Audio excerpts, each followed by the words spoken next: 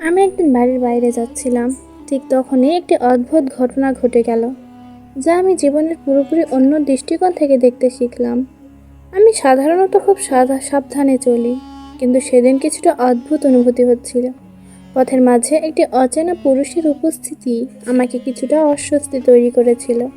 তিনি সম্ভবত একেবারে সাধারণ একজন মানুষ, তবে তার চোখে যেন কিছু একটা ছিল যা আমাকে আরও বেশি সতর্ক করে তুলছিল।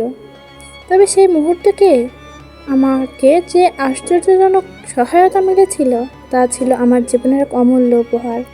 হঠাৎ করে সেই ব্যক্তি এগিয়ে এলেন এবং বললেন, তুমি কি কিছু সময়ের জন্য আমার সাথে কথা বলবে? আমি খানিকটা অবাক হয়ে তাকে দেখলাম, কিন্তু তার কণ্ঠে কিছু একটা ছিল যা আমাকে আশ্বস্ত করেছিল। তবুও আমার ভেতরে একটু ভয় ছিল। আমি জানি না কেন, তবে সেই মুহূর্তে কিছুটা সংকোচ অনুভব করছিলাম। তবুও তার কথার মধ্যে ছিল এমন কিছু যা আমাকে আর থেমে থাকতে দেয়নি। আমি তাকে একটি ছোট্ট সোজা উত্তর দিলাম, হ্যাঁ, বলুন কি প্রয়োজন। তারপর তিনি আমাকে একটি ছোট পরামর্শ দিলেন, যা প্রথমে খুব সাধারণ মনে হয়েছিল, কিন্তু পরে বুঝতে পারলাম যে পরামর্শটা ছিল বাস্তবিকভাবে খুবই মূল্যবান। তিনি বললেন, আপনি কি জানেন, জীবনে অনেক কিছু অর্জন করতে গেলে আপনার আত্মবিশ্বাস এবং মনোবল গুরুত্বপূর্ণ ভূমিকা পালন করে। কখনো কখনো মানুষের মুখের কথা আপনার আত্মবিশ্বাসকে নষ্ট করতে পারে, কিন্তু আপনাকে নিজের শক্তির উপর বিশ্বাস রাখতে হবে। আল্লাহ কখনোই আমাদেরকে একা থাকতে দেন না, তিনি সবসময় আমাদের পাশে আছেন। তার কথা শুনে আমি কিছুটা অবাক হয়েছিলাম। আমি ভাবছিলাম, একজন অচেনা ব্যক্তির কাছ থেকে এমন দারুণ পরামর্শ কিভাবে পেলাম। তিনি তো আমাকে শুধুমাত্র একটি কথা বললেন, কিন্তু তার মধ্যেই যেন জীবনের সব কিছুর অর্থ খুঁজে পেলাম। আমি তাকে ধন্যবাদ জানালাম, কিন্তু তিনি চলে যাওয়ার সময় বললেন, এটি সব আল্লাহর তরফ থেকে, আমি শুধু একটি মাধ্যম। তারপর আমি একটিবারও ভাবিনি যে তার এই কথা আমাকে কিভাবে বদলে দেবে। আমি একসময় এমন পরিস্থিতিতে ছিলাম যেখানে আত্মবিশ্বাস হারিয়ে ফেলেছিলাম। জীবনের অনেক ক্ষেত্রে যখন কিছুই ঠিক হচ্ছিল না, তখন আমি মনে মনে ভাবতাম, আমি কি কখনো সফল হব? কিন্তু সেই অজানা ব্যক্তির কথাগুলো আমার মনের মধ্যে এক ধরনের আলোর পথ দেখিয়েছিল। আমি উপলব্ধি করলাম, জীবনের প্রতিটি মুহূর্তে আল্লাহ আমাদের পাশে আছেন, কিন্তু কখনো কখনো তার সাহায্য আসে অপ্রত্যাশিতভাবে। এটা হতে পারে একেবারে অচেনা কোনো ব্যক্তির কথায়, যিনি আমাদের সামনে আসেন এবং আমাদের হালকা করে দেন।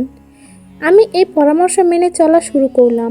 প্রথমে আমি নিজের প্রতি বিশ্বাস স্থাপন করতে শিখলাম। ছোট ছোট কাজে আত্মবিশ্বাস ধরে রাখতে চেষ্টা করলাম। যখন জীবনের পথ কঠিন হয়ে উঠেছিল, তখন সেই অজানা ব্যক্তির কথা মনে পড়তো এবং আমি মনে করতাম, আল্লাহ আমার সাথে আছেন আর আমি এই পরিস্থিতি পার করতে পারবো। একদিন আমি একটা বড় সিদ্ধান্ত নিতে গিয়ে কনফিউজড হয়ে পড়েছিলাম। তখন সেই কথাগুলো আবার মনে পড়লো, আপনি যদি নিজের উপর বিশ্বাস রাখেন, তাহলে আপনি সব কিছু করতে পারবেন। আমি এক ধরনের শক্তি অনুভব করলাম এবং আমার সিদ্ধান্তে অটল থাকলাম। এর ফলস্বরূপ আমি আমার জীবনে একটি বড় পদক্ষেপ নিতে সক্ষম হয়েছিলাম। আল্লাহর সাহায্য কিভাবে আমাদের জীবনকে সহজ করে তোলে, তা আমার নিজের জীবনের অভিজ্ঞতায় আমি বুঝতে পারি। সেদিন সেই অজানা ব্যক্তির পরামর্শ শুধু একটি কথার মতো মনে হলেও বাস্তবে তা ছিল আমার জীবনের এক বড় অনুপ্রেরণা। আমি বিশ্বাস করি, আল্লাহ আমাদের জন্য সবসময় একটি উপায় রেখেছেন এবং তিনি কখনো আমাদের একা থাকতে দেন না। আমার জীবনের এই অভিজ্ঞতা আমাকে শিখিয়েছে, কখনোই কোনো সংকটের মধ্যে হারিয়ে যেতে হয় না। সাহসিকতা এবং বিশ্বাস আমাদের সব কিছু জয় করতে সাহায্য করে। আর সেই অজানা ব্যক্তি আমার জীবনে একটা গুরুত্বপূর্ণ শিক্ষা দিয়েছিল, জীবনের কোনো কঠিন পরিস্থিতি আসবে, তবে আল্লাহ কখনোই আপনাকে একা ফেলে যাবেন না। শুধু তার সাহায্য কামনা করুন।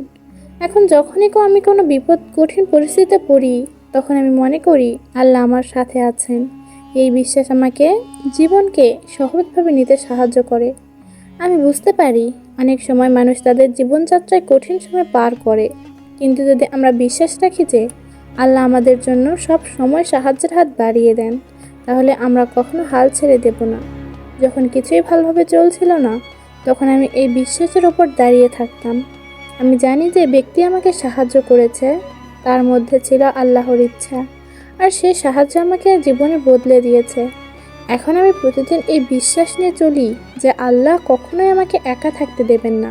তার সাহায্য আমাদের যে কোনো বিপদ থেকে মুক্তি দেবে। তাই সেদিন সেই অজানা ব্যক্তির কাছে আমি শিখেছি, জীবনে কখনো হার মানতে নেই। আল্লাহ সবসময় আমাদের পাশে আছেন এবং তার সাহায্য একদিন আমাদের সামনে আসবেই। আমরা শুধু অপেক্ষা করি এবং তার দিকে দৃষ্টি রেখে এগিয়ে যাই।